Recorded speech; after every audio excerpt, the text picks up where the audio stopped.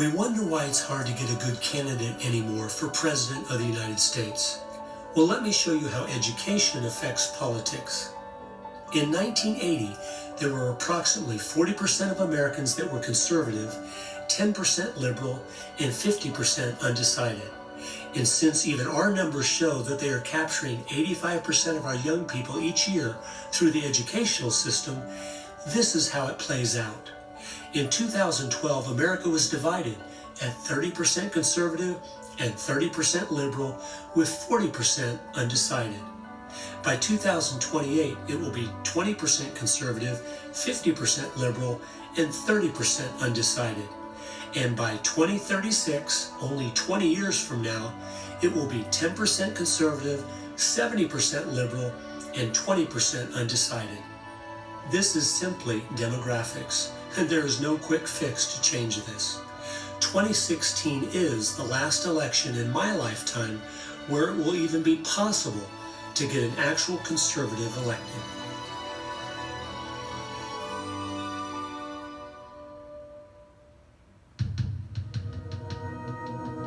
On September the 11th, 2001, when the word came through that the World Trade Center had been hit, Muslims poured out the mosque screaming, Allah Akbar! And they ripped a pregnant Christian girl to pieces, and it went on to kill 9,000 Christians that day in Jos.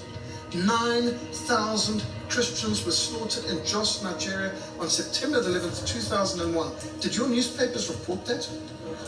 We have delegated to the UN the right to pick the people who are going to be brought to the United States for refuge. And we keep opening our doors and allowing more in, and that's going to be it's a nightmare that's waiting to happen.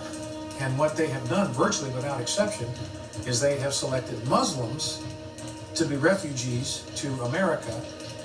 It's like taking a loan from the mafia. You'll pay all right, and you'll pay in spades. Of course, I was born into it. I was raised into it and lived. So I've experienced Islam in every area of my life. Islam is mandated to take over the world by force. It's commanded. They may deny it, but it's in the Quran. Think about this. Islam doesn't believe in women's rights. It's fine for a husband to beat his wife. There's no freedom of speech. Any who disagree are executed. Homosexuals are stoned to death. Pornography and alcohol are punished with a beating. And yet the left loves their system, one that stands against everything they claim to support.